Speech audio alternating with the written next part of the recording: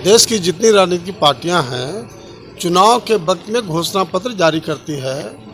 अलग बात है कि उस घोषणा पत्र के हिसाब से भी काम नहीं करती है। दूसरी इनकलाब पार्टी हमारी है जिसमें ऑलरेडी घोषणा पत्र जारी किया है और उसी मुद्दे पर हम सब लोग को काम करना है। आज़ादी के बाद से ही मुसलमानों को सेकुलर पार्टियों ने ठगने का काम किया। कांग्रेस हो, यूपी में मुलायम सिंह यादव हो, मायावती हो, बिहार में लालू और नीतीश कुमार हो। आप बताओ कि 30 साल से लगातार मुसलमान आंख बंद करके आरजेडी को वोट देते रहा। और आरजेडी ने क्या किया मुसलमानों के लिए? मुसलमानों के सबसे बड़े नेता शहाबुद्दीन साहब की हत्या राबड़ी देवी सरकार में करने का प्रयास हुआ। हाल में जब इसके नेता शहाबुद्दीन साहब का डेथ हुआ दिल्ली में, तो पूरा लालू फैमिली वहाँ मौजूद था, लेकिन मिट्टी तक देने नहीं आया। मुसलमान जिस दिन छोड़ देगा आरजेडी को, आरजेडी का नामो निशान बिहार से समाप्त हो जाएगा। तो कोयरी समाज है बिहार में, वो भी 10% है, यादव 12% है, 2-3% का अंतर है। लेकिन मुसलमान कोयरी का कहीं भी लड़ाई नहीं है पूरे बिहार प्रदेश में। इसलिए हमने जो शोषित इनकलाब पार्टी बनाया है, इसमें एम 22 समीकरण के जगह पर MK समीकरण बनाया जाए। और जहिना MK समीकरण बन जाता है तो 100% बीजेपी को करारी शिकस्त दिया जा सकता है, जो आदमी उम्मीद करते रहा है आरजेडी के साथ। अच्छा, आप पे लोग यकीन कैसे करें? आप भी पिछले कई पार्टियों में रहे हैं, जदयू के साथ भी रहे हैं, आरजेडी के साथ भी रहे हैं, कांग्रेस के साथ भी रहे और अपनी पार्टी अब बना रहे हैं। तो आपके साथ लोग क्यों जुड़े और क्यों विश्वास करें? इतनी सारी पार्टियां पहले से बिहार में रन कर रही है और काम कर रही है, सेकुलरिज्म के नाम पे लोगों का वोट ले रही है, मगर मुसलमानों की जब हक हकूक की बात आती है तो वो पीछे हट जाते हैं। पूरे बिहार की जितनी पॉलिटिकल पार्टियां हैं या देश का, सभी राजनीतिक पार्टी प्राइवेट कंपनी के तौर पर काम कर रही है। प्राइवेट कंपनी में जिस तरह से एक चेयरमैन होता है और दूसरा मैनेजिंग डायरेक्टर होता है, वही बिहार और देश की जितनी पार्टियां हैं सभी प्राइवेट कंपनी के रूप में है। मैं सभी पार्टियों में गया और नज़दीक से सब देख के आया हूँ। और मैं अमर शहीद जगदेव प्रसाद के खून से पैदा लिया हूँ, जिन्होंने नारा दिया था 10 का शासन 90 पर नहीं चलेगा, नहीं चलेगा, 100 में 90 शोषित है, 90 भाग हमारा है। मेरे पिता अमर शहीद जगदेव प्रसाद कहते थे कि जब तक मुसलमान शासक था तो शोषक था, लेकिन आज मुसलमान बैकवर्ड दलित से बदतर स्थिति हो गया है। खुद सच्चर कमेटी ने भी कहा है कि मुसलमान की स्थिति काफ़ी नाजुक हो गई है, बैकवर्ड दलित से ही बदतर स्थिति हो गया है। आज तक मैं कहना चाहता हूँ तमाम जो सेकुलर पार्टी के लोग हैं और मास माइनॉरिटीज को भी लोगों को कहना चाहता हूँ कि आज तक सच्चर कमेटी को लागू करने के लिए कोई बड़े पैमाने पर आंदोलन नहीं हुआ। शोषित इनकलाब पार्टी बड़े पैमाने पर आंदोलन करेगा और सच्चर कमेटी को लागू हम लोग करके ही दम लेंगे। अभी जो मुद्दा चल रहा है अग्निपथ योजना स्कीम को लेकर, तो अग्निपथ युवाओं का मुद्दा है, युवाओं के भविष्य से जुड़ा हुआ मुद्दा है, मगर यहाँ पे बीजेपी के विधायक हैं हरिभूषण ठाकुर बचौल, उन्होंने इसमें भी दूसरा एंगल निकाल दिया है। उन्होंने कहा है कि जो भी उपद्रव कर रहे हैं वो जिहादी मानसिकता के लोग हैं, जिहादी लोग हैं। क्या कहेंगे उनको? भाई सुनिए ना, भारतीय जनता पार्टी का नाम ही है भारत जलाओ पार्टी। कितने सहमत हैं इनके बात से? सहमत है कि पब्लिक अब सब जान चुकी है, किसी को धोखा से वोट नहीं मिलेगा, हक तो चाहिए। आने वाले वक्त में साथ देंगे? जी जी, एकदम। मुसलमान भी अब जाग गए हैं और उनको भी हक चाहिए, या लालू यादव रहे या नीतीश कुमार रहे, तभी बात बनेगी, और नहीं तो वोट एक तरफा पड़ेगा। और हक जो है तो हक चाहिए। हम हक, अभी हम पार्षद है, अगर नहीं हक देंगे तो लोग तो विरोध करेंगे ही। अगर नीतीश कुमार आपको हक दे देते हैं तो हक देना पड़ेगा उनको। मुसलमान भी अब मतलब हर जगह जाग गए हैं और जागेंगे। जो हक देगा उसके साथ आदमी पार्टी रहेगा मुसलमान। पूरे बिहार में विरोध है लालू यादव का। यादव जो है लालू यादव के साथ नहीं है, वो भाजपा सपोर्टर हो गया है। मात्र 30 से 40% यादव बचा है सिर्फ लालू यादव के पास। तो मुसलमान क्या बेवकूफ़ है क्या? मुसलमान बहुल क्षेत्र जो है, ये बताइए, मुस्लिम बहुल क्षेत्र से लालू यादव राजद से 35-40 सीट जितवा के चले जाते हैं सिर्फ यादव को खड़ा करा के। क्या वहाँ मुसलमान नहीं जीत सकता था? तो मुसलमान जान चुका है कि हमारा वोट राज तुम्हारा, अब नहीं होने देगा। चुनाव का समय आता है तो लालू यादव पैसा लेकर के राज्यसभा भेजते हैं मुसलमान को, MLC भेजते हैं पैसा दे करके। काहे नहीं यादव को पैसा लेते हैं? पैसा कहाँ लेते हैं? अरे खुल्लम खुल्ला पैसा लेते हैं। 50 करोड़ 60 करोड़ अशफाक करीम से लिए, इससे क्या खुलवाइएगा। टिकट लेना है अगर मुसलमान आप हैं तो एड़ी चोटी लगाइए और पैसा दीजिए तब टिकट मिलेगा, क्योंकि हर पार्टी चाहता है, बोलता है कि आपके धर्म में आपके कौम में कौन है नेता, कोई है ही नहीं। असदुद्दीन ओवैसी तो है ना, तो ना वैसे बिहार के हैं, ना यूपी के हैं, ना पंजाब के, वो जहाँ के हैं वहाँ के मुसलमान को संभाल लें, वहाँ के आदमी को संभाल लें, वहाँ के नेता लोग को संभाल लें, वहाँ के जनता को संभाल लें। वो तो अपने जनता को संभाल ही ना पा रहे हैं। मेरे बिहार यूपी को क्या संभालेंगे, या बंगाल को क्या संभाल। 5 सीट ले आए हैं। इतना बड़ा देश, बैकवर्ड में, मुसलमान में, दलित, एक का पर एक मानने वाला आदमी है, होगा ना भाई, बिल्कुल होगा। लेकिन देखिए दुर्भाग्य क्या है कि 10% सवर्ण समाज का पॉपुलेशन है देश में, 10%, और 100% उसको रिजर्वेशन है, राइट। बैकवर्ड क्लास के लोग 52% है और रिजर्वेशन कितना है 27%। आज तक 27% से 52% की लड़ाई के लिए कोई बोला ही नहीं, बोला तो छोड़ दीजिए, कोई आदमी कोशिश ही नहीं किया। पहला हम लोग हैं जो ये पार्टी बनाए हैं, उसमें पहला दिन ही हम लोग लॉन्च किया पार्टी को, 27% से 52% आरक्षण हम लोग को दो। जब 100% सवर्ण का जब रिजर्वेशन हो गया, वाई नॉट कि हमारा 52% क्यों नहीं होगा। लेकिन मैंने ये मैं कह रहा हूँ सिर्फ कि इतना बड़ा देश है, इतना पॉलिटिकल पार्टी है, कभी कोई कोशिश ही नहीं किया, मुंह से बोला ही नहीं कि हमको अरे मांगो कितना कोई देगा।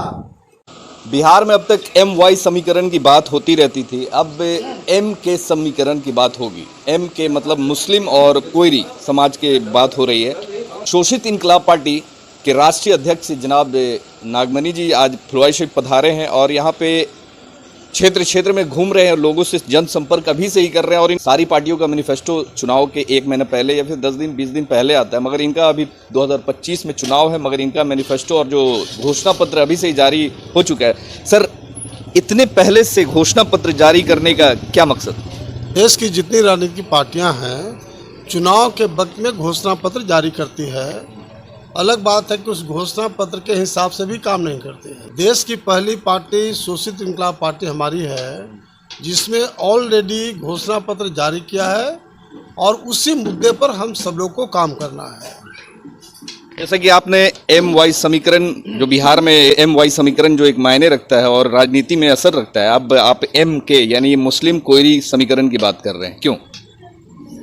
देखिए, पूरे देश में आज़ादी के बाद से ही मुसलमानों को सेकुलर पार्टियों ने ठगने का काम किया।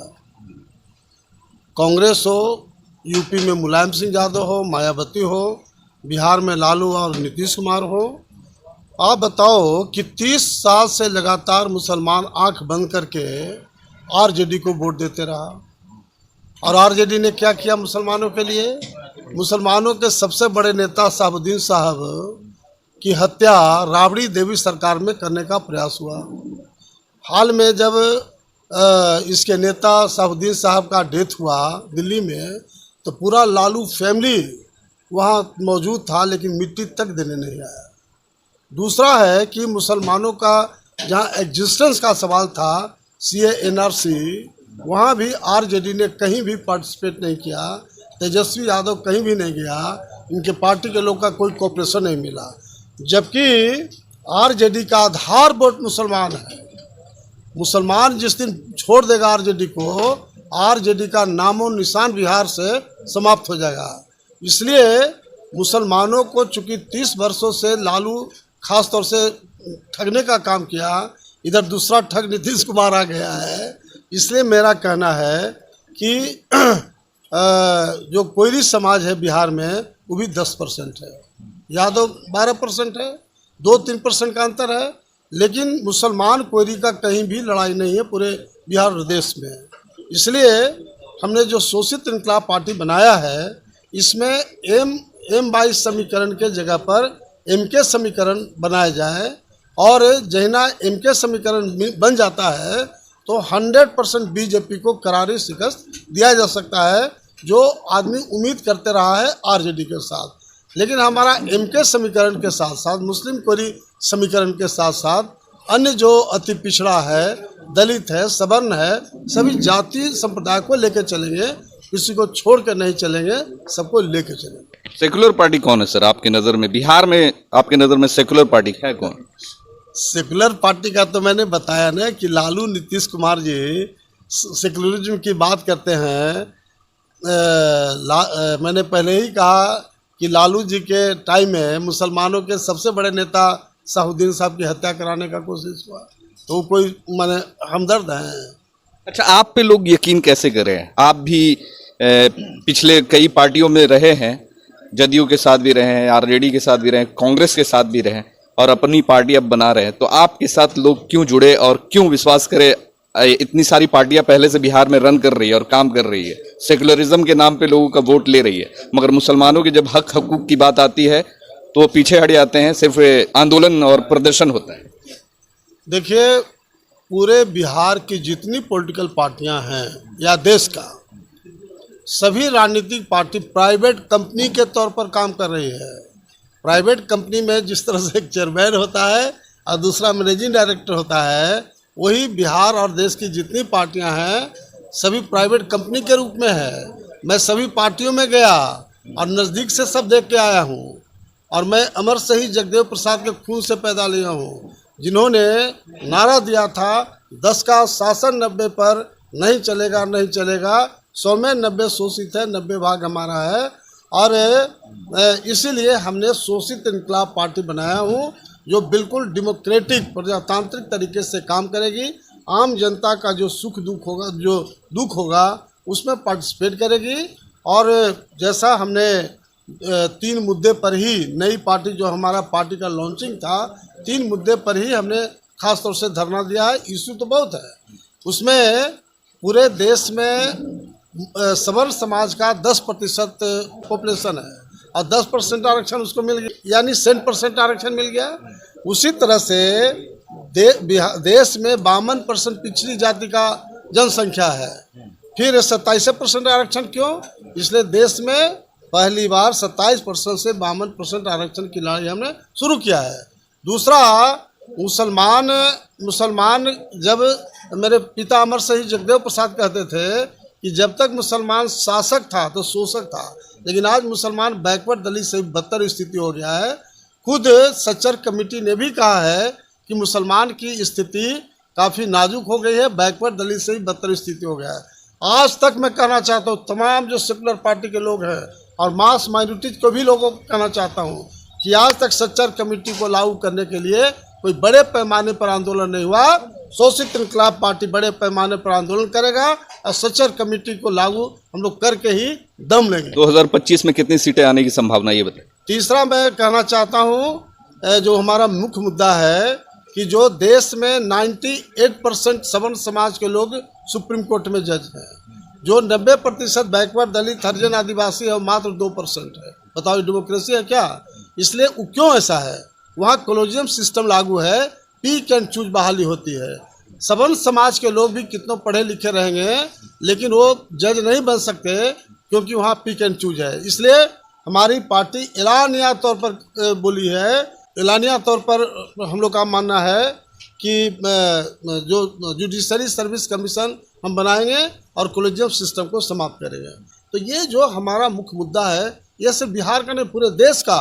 और पहली बार हमारी पार्टी तीनों मुद्दा पर लड़ाई लड़ने का ऐलान किया। कितनी सीटें आएंगी 2025 के विधानसभा इलेक्शन में, ये बताइए। यार, कितनी सीट की बात नहीं है, कोई पागल होगा बिहार का, वही लालू और नीतीश को वोट करेगा और बीजेपी को वोट करेगा। अगर सत्ता में आने के लिए अगर जरूरत पड़ी गठबंधन करने के लिए नीतीश कुमार या फिर लालू प्रसाद या फिर बीजेपी के साथ, तो जाएंगे? कोई गठबंधन नहीं होगा। जब हम सभी जाति संप्रदाय को लेकर चल रहे हैं, जो 30 वर्षों से लालू, नीतीश और बीजेपी ने बिहार को सर्वनाश पहुंचा दिया। बिहार में बेरोजगारी चरम सीमा पर, महंगाई चरम सीमा पर, भ्रष्टाचार चरम सीमा पर, विधि व्यवस्था चौपट। हम क्यों ऐसे पार्टी के साथ करेंगे? अच्छा, एक सवाल सर ये है कि अभी जो मुद्दा चल रहा है अग्निपथ योजना स्कीम को लेकर, तो अग्निपथ युवाओं का मुद्दा है, युवाओं के भविष्य से जुड़ा हुआ मुद्दा है, मगर यहाँ पे बीजेपी के विधायक हैं हरिभूषण ठाकुर बचौल, उन्होंने इसमें भी दूसरा एंगल निकाल दिया है। उन्होंने कहा है कि जो भी उपद्रव कर रहे हैं वो जिहादी मानसिकता के लोग हैं, जिहादी लोग हैं। क्या कहेंगे उनको? भाई सुनिए ना, भारतीय जनता पार्टी का नाम ही है भारत जलाओ पार्टी, और पिछले मर्तबे इसने पूरे देश के किसानों पर बिल लाया था, और पूरे देश के किसानों ने 1 साल तक धरना प्रदर्शन, दिल्ली में लाखों लाख लोग जुटे, लेकिन ये बेशर्म सरकार ने जब तक आंदोलन चलते रहा तब तक उसने बिल को वापस नहीं लिया, और अंत में उसने बेशर्मी से नीचे उतर करके जो किसानों का जो बिल था उसको समाप्त किया। लेकिन वहीं दूसरी ओर देश का जो मुसलमान CA/NRC आंदोलन में लगातार 1 साल तक भाई बहन बेटियां धरना प्रदर्शन में रहे, लेकिन बीजेपी की सरकार ने कुछ नहीं। क्यों? बीजेपी का काम ही है हिंदू मुसलमान करना, मुसलमानों को क्रश करना ताकि हिंदू वोट हमको मिले। लेकिन बीजेपी को होश में बात करना चाहिए। बैकवर्ड और दलित जो है बीजेपी के हथकंडों को जान गया है। कोई बैकवर्ड दलित वो बीजेपी के बहकावे में नहीं आएगा। हमारा कल तक बैकवर्ड और दलित को मंदिर में नहीं जाने देता था, खटिया पर नहीं बैठने देता था, कॉलेज में अगला बेंच पर नहीं बैठने। हम हिंदू हो गए? ये तो RSS बजरंग दल का क्रिएट है कि मुसलमानों को क्रश करो ताकि हिंदुओं का वोट मिले। लेकिन सारा खास करके जो बैकवर्ड दलित या सवर्ण समाज के लोग हैं ये बीजेपी के हथकंडे को समझ गए हैं। इसलिए बिल्कुल बीजेपी का सफाया 2025 में हिंदुस्तान से तय है। जिस तरह से श्रीलंका का जो स्थिति है वही भारत में आने वाला है। वहाँ श्रीलंका में अब देखें ना कि जो राजपक्षे वहाँ का राष्ट्रपति प्रधानमंत्री था, उसके जो ब्लाइंड सपोर्टर थे, वहाँ भी राजपक्षे हिंदू मुसलमान का फीलिंग करता था। महिलाओं का बुर्का पर प्रतिबंध बना दिया। सारा हिंदू कहा क्या मर्द वाला काम किया है, मुसलमानों को क्रश कर रहा है। लेकिन जब देश बेचने लगा, जब पेट पर लाले पड़े, तो वही जो अंधभक्त था, जो पागल था राजपक्षे के लिए, वही वहाँ के प्रधानमंत्री राष्ट्रपति का घर जला दिया।